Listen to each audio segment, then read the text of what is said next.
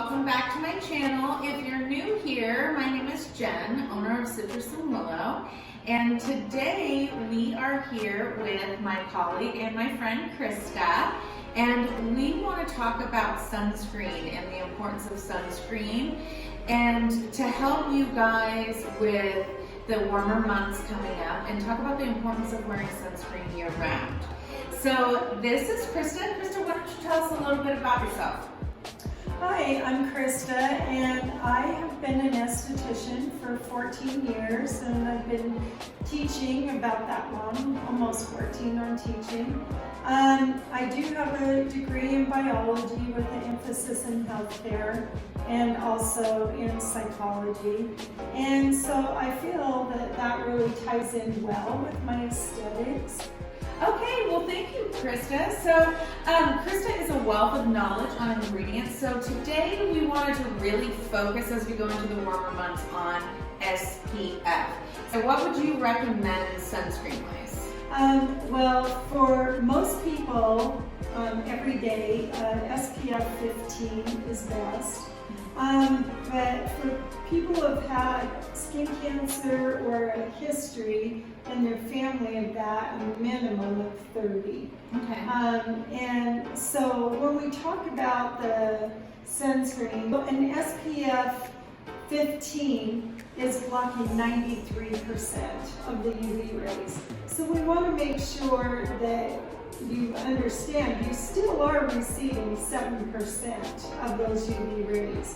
An SPF 30 is blocking 97%, so you're getting 3% of those UV rays. And an SPF 50 blocks 98% of those rays, but you're still getting that 2%. After a 50, there's a lot of chemicals in the sunscreen, and so you don't really need, if you have sensitive skin especially, anything more than a 50. Okay. Only exception to that rule is people that have albinism or something, then they do obviously need a higher SPF. Okay.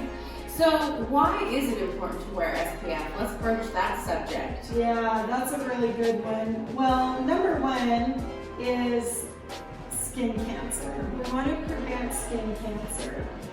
There are 3 types of skin cancer. There's our basal cell carcinoma, squamous cell carcinoma, and then of course melanoma. So we want to make sure that we're protecting ourselves, because as we know, our skin is the largest organ of the human body, and so we want to protect ourselves from those cancers, and they are on the rise. Yeah. We see over 1 million cases annually in the United States of cancers.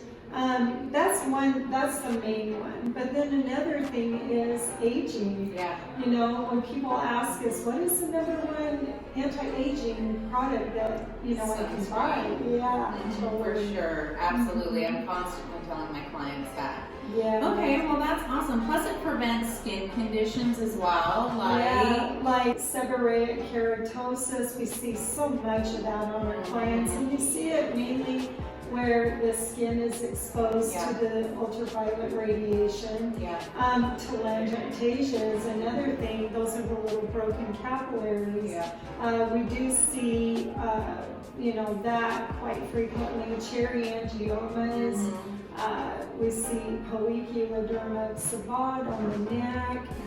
Just many different factors and actinic keratosis, which are pre-cancerous lesions. Yeah, when I work for the derm, you see them a lot on bald heads. So sunscreen up there is super important. Yes. But if you do see any of those skin conditions, always talk to your dermatologist. The other thing is it's not too late to start wearing SPF, so you can protect the skin you have now.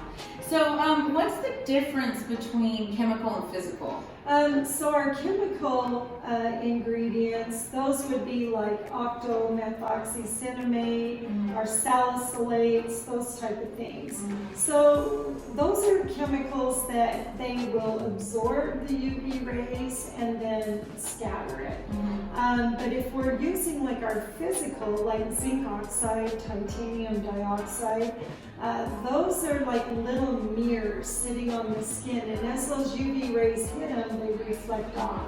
Now the really good thing about that is they don't produce heat. So when we have clients that have rosacea or very sensitive skin, we don't want heat in there, where our chemicals absorb and do produce heat. Okay, that's interesting. Okay, that's something new too for me. Okay, so and can you explain the difference between UVA and UVB rays? Yes, our UVA is the ultraviolet alpha rays. We say as estheticians, A for aging. Yeah, so those rays go all the way past the epidermis down into the dermal tissue. And in our dermis is where our collagen and elastin reside, ground substance, hyaluronic acid, all those things that keep our skin looking really nice. It damages those, and so we want to try to avoid that damage, because boy, it sure shows up when you get older. And those are called age spots. UVB rays stand for burning. So the UVB rays, those ones are the ones that do cause us to burn. And so tanning beds, by the way, use UVA. So we don't use the B for burn. You can burn with UVA, but the tanning beds like to use the A. But those are the ones that through glass are more accelerated, the UVA, and the UVB, those ones don't usually penetrate through glass. So you do want that broad spectrum sunscreen. So you want one that's going to prevent the UVA and the UVB. Okay. And that leads us actually perfectly into our last question. So what recommendations do you have for clients if they're looking online for good SPFs for them, whether they're aging skin, dry skin, acne skin, just all skin types? Okay, so people that have dry skin, we want a formulation that has hydrators in it. And they're more, and use it as a moisturizer in the morning. If you have acne skin, then of course you're going to want that matte finish. And then there is the waterproof. Now, waterproof, you want to remember, is pretty heavy. It's great for the body, but the face, you want to use that sparingly. It is comedogenic in a lot of cases. I really like... That means pore clogging. Yes. And I really, really like, myself, I really like the PCA skin. They've got several formulations, and Glymed as well. I like Glymed as well. And you know, if you're unsure of what sunscreen to get, I always recommend find an esthetician near you. We are pretty good at helping find what's perfect for your skin.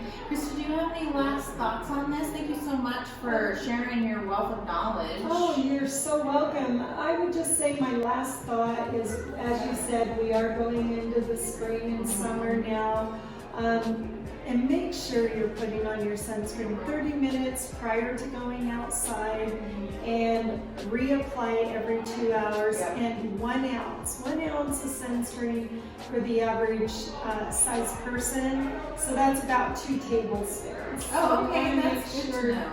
Yeah, you're applying the proper amount. Yeah, and then most people probably overdo it. That's probably why they feel it's so thick. Interesting. Or they underdo. There's so many people who buy like an 8-ounce bottle, and they have that clear until the next year. So that's not enough sunscreen. Okay. All right, well, thank you so much. You're so welcome. Okay, guys, if you liked what you you saw here, please click the like button and subscribe to our channel. And this was Krista from Oliver Finley, and she is an instructor here. If you're interested in aesthetics or anything about aesthetics or have any questions, just write a comment. Thanks, guys. Bye-bye.